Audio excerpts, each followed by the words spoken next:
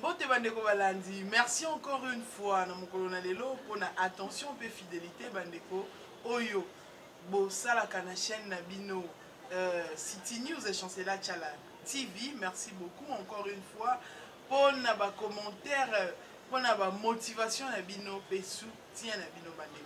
Exodus Lukombole malelo to ya kobeta masolo ya kitoko mingi to betaka déjà maboko na ndako.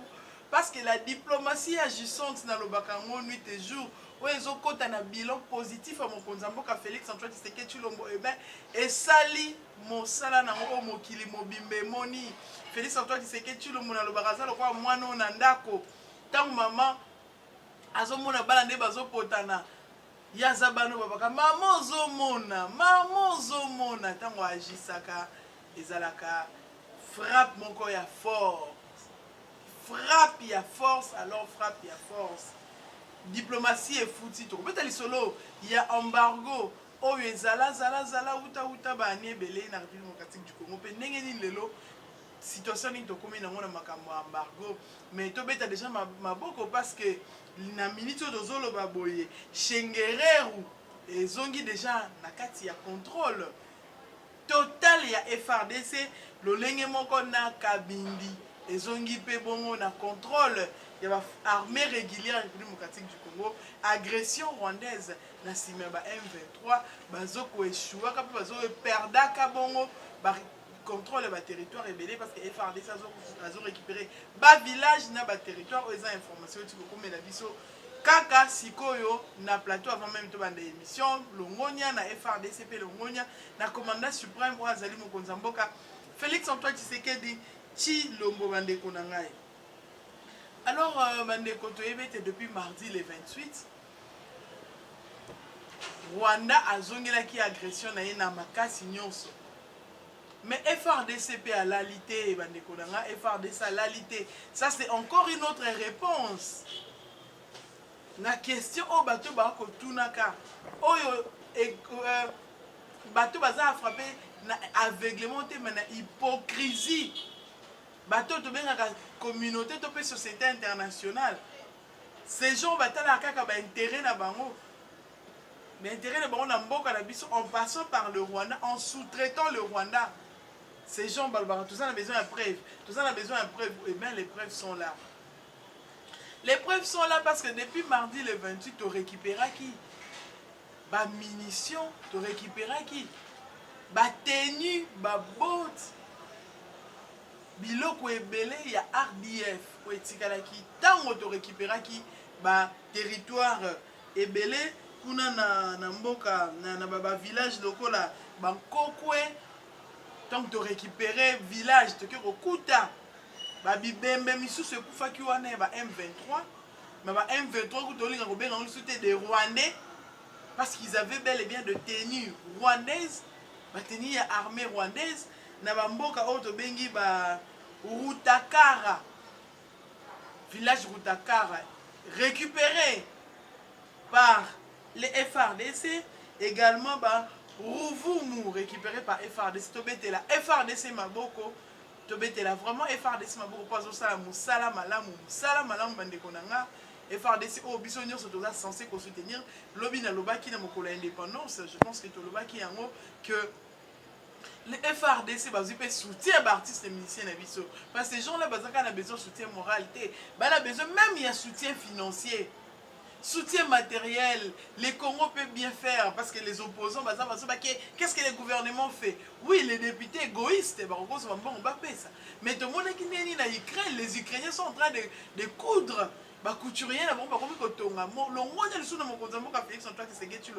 Si ces gens-là, ils ont tenu na bango. Ça, tant de temps aller sur la bilan mon konzamboka tozo bossa na keloko. Ceux qui baza incapable les lois pour identifier tennis ne sont pas ba tennis barolada, c'est parce que nos tennis sont désormais produits localement. Le président de la République a compris que le problème d'infiltration est qui lui comme le commandant suprême a lobby non. Nous devons mettre fin à cette histoire et pour y parvenir pour mettre fin malam na histoire oyo et bongi na biso tozala identifier lolenge na biso moko tolata identité na biso moko pour éviter l'infiltration. Ces gens-là qui avaient toujours tendance à porter tenue n'abisso FRDC. Local la confection na moizo salama ao. Kotonga na moizo salama ao. Bazoye ba lisusu te place ni ba rotsa bouton place ni ba rotsa boye ba perdre un repère. Et ben oh ndeko na biso fali pour payemba ata bakati mokila. Tokoyeba bango soki na manzaka ne lobeli ne tambweli. Ba s'identifier bango moko na kokotaka na sol na biso na tenir RDF. Merci encore une fois na FRDC pour na musala malamu bazo sala. Merci na mokonza mboka Félix Antoine Tshisekedi pour na musala oyo azo sala to tikoloba ndenge ba cartouche et monanaki ndenge nini ba galon na bango et monani pe bibembe na bango et kufi wana ezali wana. Mais tout à l'heure,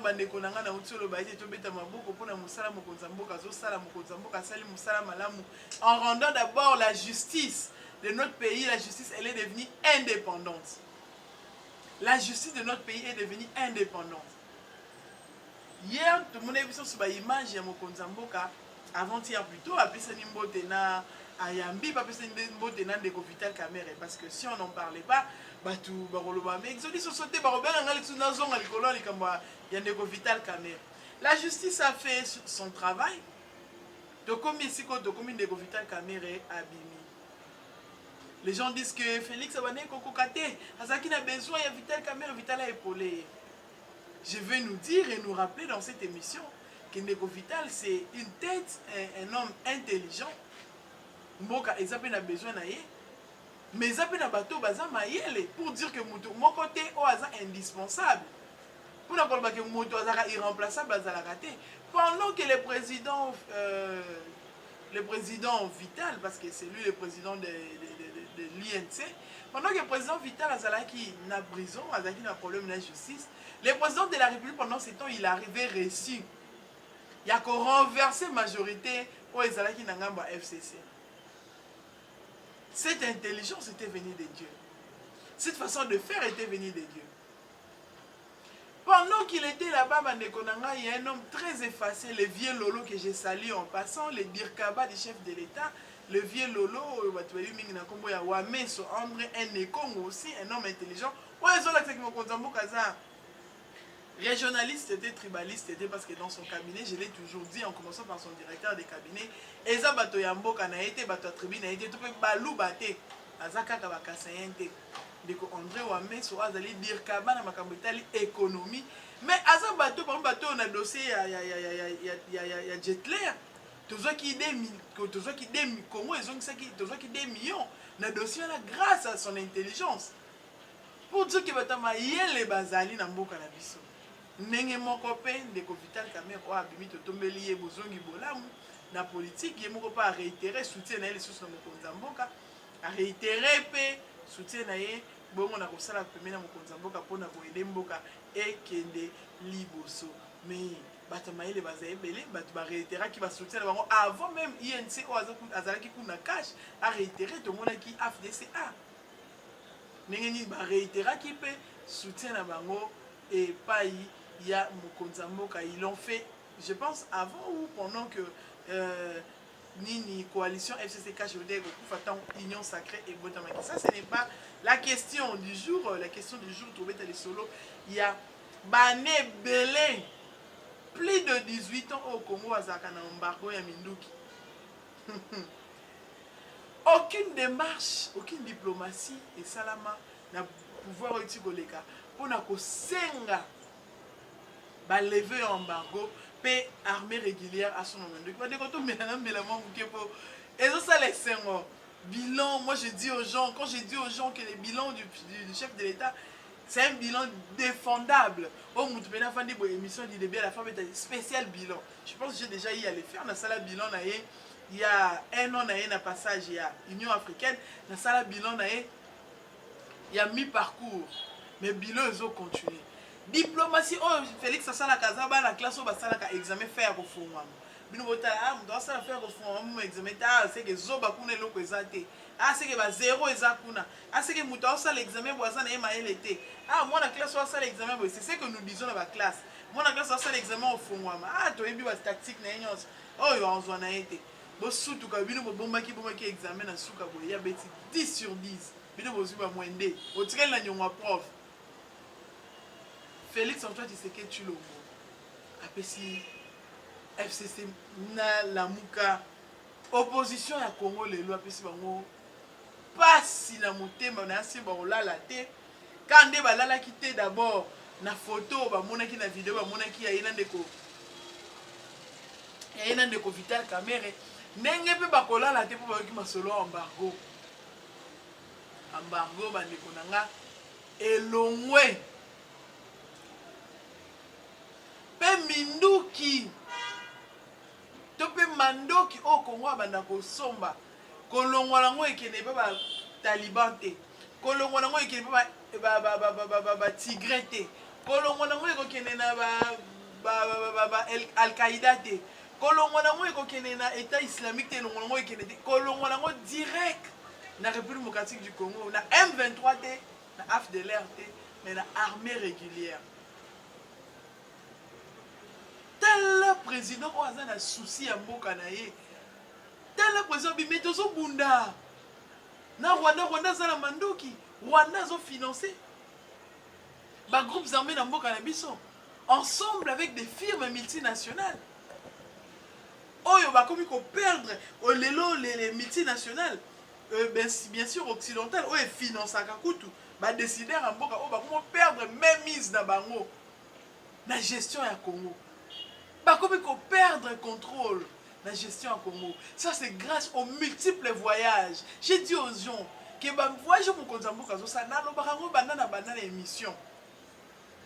Que les voyages au Konzamboka, ça là, nous sommes en train de vivre, de palper. Les fruits, il y a malam, on a vu comment la Chine a montré sa position. Chine a dit non, il est temps. Le Congo est agressé, le Congo doit protéger sa population, mais protection même FRDC, ça là, l'amour avec des moyens de bord. Les Rwandais, tous comme ils s'habillent notre 37e province. Tous ont demandé que tout ça une déclaration en guerre. Paul Kagame, mais c'est Joseph Mobutu Akimaka, mais Yoko Kimate. Orozanga nenga kokima ba étudiant Rwanda nde ba kokanga o kimate.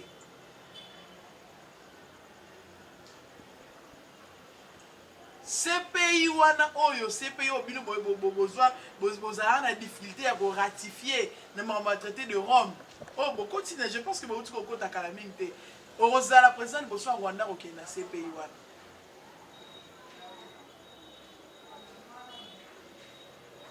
FRDC Namandoki. C'est fini. C'est fini. Longonia encore une fois. Longonia na Mokonzamboka. Mosala madame Mokonzamboka Félix Antoine Tshisekedi Tshilombo.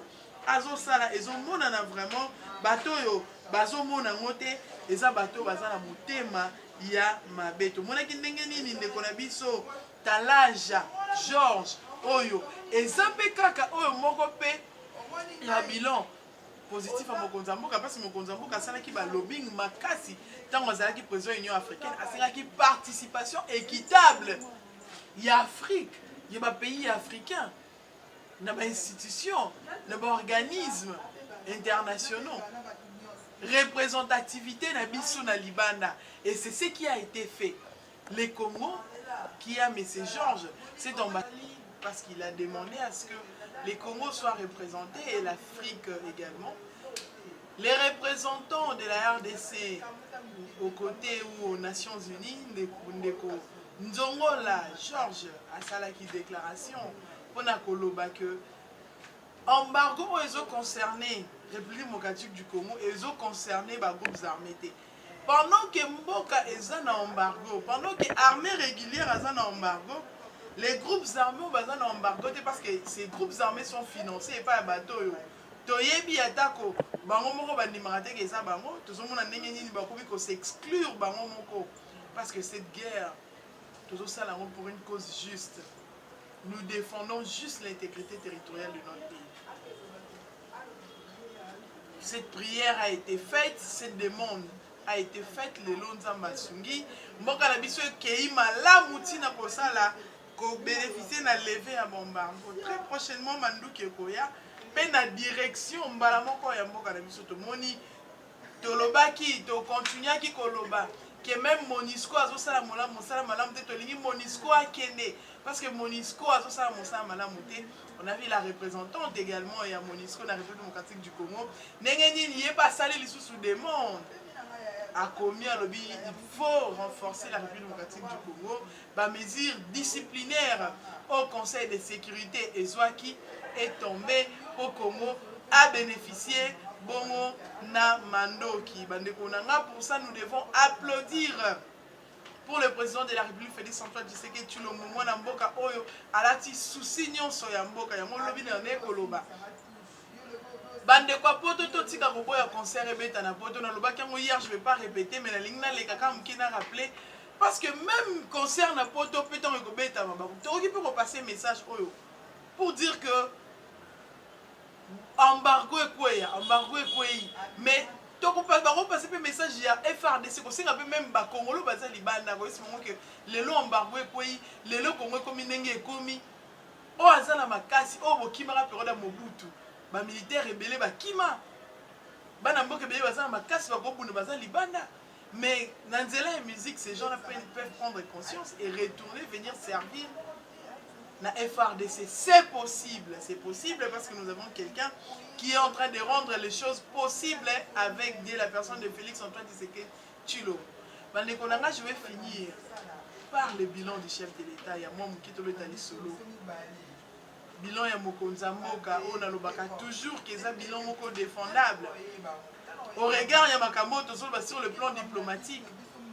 Toujours la diplomatie n'a pas fait la parenthèse pour tant ndeko Martin Fayulu a dit que le peuple congolais, le peuple rwandais, des problèmes, ils ont une illégitimité. À cela qui amalgame des choses. Parce qu'il a parlé de ça dans la parenthèse pour n'avoir ça battu que.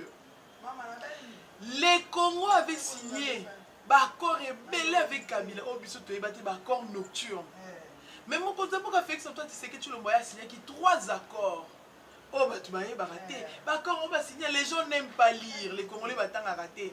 Accords commerciaux, tout économique, tout signé à Rwanda.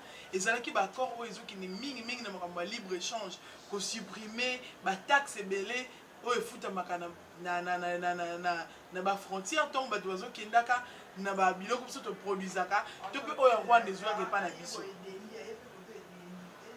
Accord wana nyonso maintenant que nous parlons ces accords et quoi na oba signé na butu, na oba signé na moi accord wana et quoi. Et maintenant que ces accords en est les Congo, Félix Antoine Tshisekedi Tshilombo, a commis ici les Rwandais les chômeurs. Pour bateau raffinaka or, usine na bango raffinerie à or, or bango va produire en République démocratique du Congo, bango souté. Ça c'est le bilan positif du chef de l'État. Et on a mis en place l'usine. Oh bah travaux déjà ils sont visibles, bah travaux est avancé. Oh et copé ça moussala na bana mboka.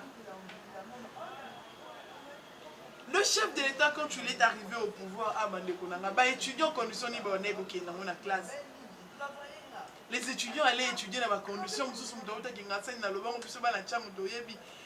école déjà, parce qu'il s'est bousculé à Bundi de quoi le transport. Si il y a une université, aujourd'hui ces étudiants ont des bus. Ce qui avait été luxe hier, nous avons été comme un bijou fantaisie, nous avons été comme un bloc on a Lubumbashi a une agence ba meli yango, to pe mutatina ka meli pour avions qui luxe, même dans les voyages nationaux. Chef de l'État a l'ongolé loko qui luxe, non on encore déluxier, a déluxier makamba voyage. Les lots motolongo Kinshasa, aux autres qui Lubumbashi, Katanga, Mobimba, Kassa, vous partez dans ma condition, madame, on a pris à mon quai. Coûte Rokita sous. Grâce à Congo Airways. Odozo senga bina négocier ribe, toza la poste à Congo Airways na biso bomela biso ya ngote. Congo Airways bo bomela biso ya ngote. Et Mimi relique ya ndeko Lumumba ezongi na mboka na biso Congo Airways pour bomela biso yango te. L'enseignement de base lelo avec la gratuité. Parce que par un temps, les frères ont fait à Kalema, ils ont continué à faire à l'élo. Sauf pour les gens qui ont été privé, ils ont fait appel sous cherté. Tu peux te sur la transport, ils ont plus de 1500 bus. Tant qu'Abila Sali, en mettant à peine 50 ou 55 bus. Mais aujourd'hui, avec Mokonzambo Félix Antoine Tshisekedi Tshilombo, on a eu à payer bateau bazala qui non a transport. Ils ont eu un bus Yassika. Et le moment où on a bus Yassika, mais pour monter les bus et pour ça à Kinshasa. Grâce à Mokonzambo Félix Antoine Tshisekedi Tshilombo. Les lots motozo ont makala bumbu. Timon a fula elengesa. Motozo ont bibwa. Na makada bazoko to ki beti bibwa na kati banzelo ezate que azu banzela ndenge batika ki na la kabili banzela koma ki minene ba agrandissa ki ka banzela mais banzela oyo salami oyo ezala kate ngonga eza ennemi na biso bil spécial bilan mokonza mboka karate bande konanga guerre ya est ezoki lancé là parce que dozui mandoki. Après cette situation, on a un bilan spécial à Mokonzamboka avec des preuves. Pour te mettre dans la fabrication de câbles électriques, tu mettre dans la poste frontalier. Tu mettre dans il y a armée, il y a recyclage, formation, atelier, ça à niveau, il y a armée. Recrutement, il y a répondre à ce qu'on a norme. Budget tozaka budget combien? Réserve nim tozaka nango. Aujourd'hui où en sommes-nous? Alors c'est seulement les mécontents des bazolinga komona peut ko apprécier mosala o mokonzamboka Félix Antoine Tshisekedi Tshilombo azali kosala te. Bande ko bozala ki ebele ya kolanda biso liboso ya bitando to sengi bino. Merci pe to tondi bino matondi